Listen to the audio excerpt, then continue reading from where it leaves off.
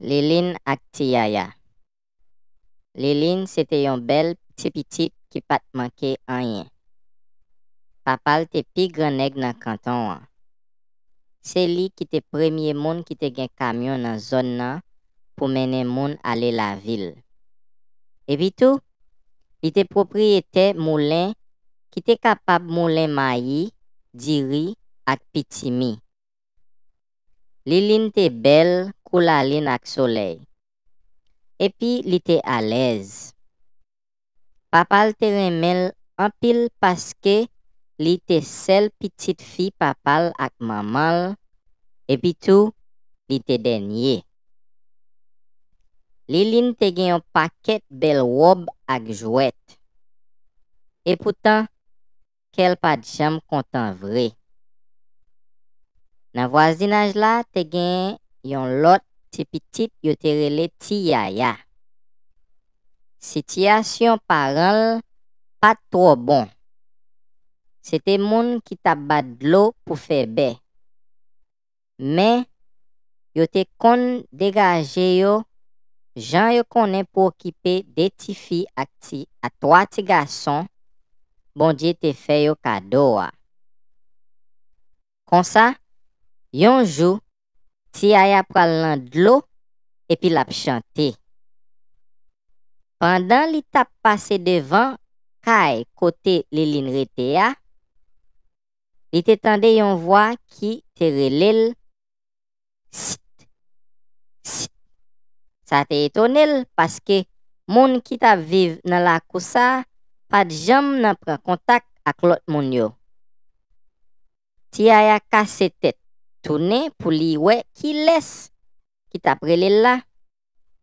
Comme ça, il était bien saisi ouais, c'est Liline. Liline dit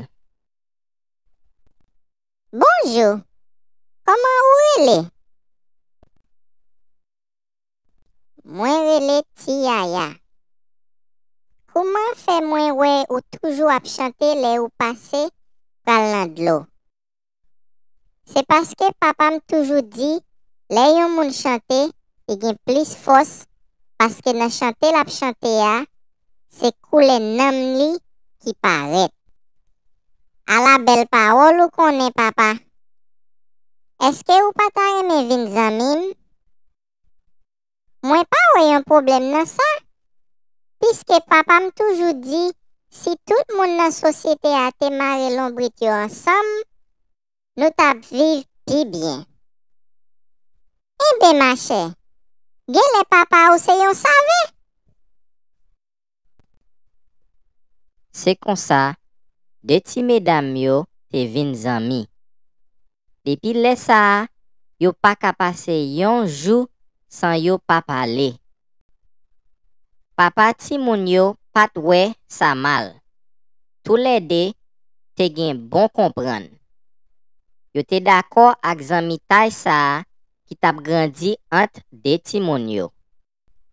Malgré Tiyaya pat kon habillé même Jean ak Liline, li pat sentil inférieur pour ça grâce à Dieu. Yo vin tankou sa nou ta kap rele des bons amis vrais.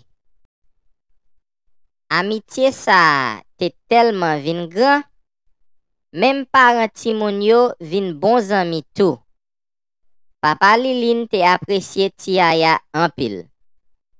Depuis le ça, des familles sa yo vin tourner des douettes nan yon men.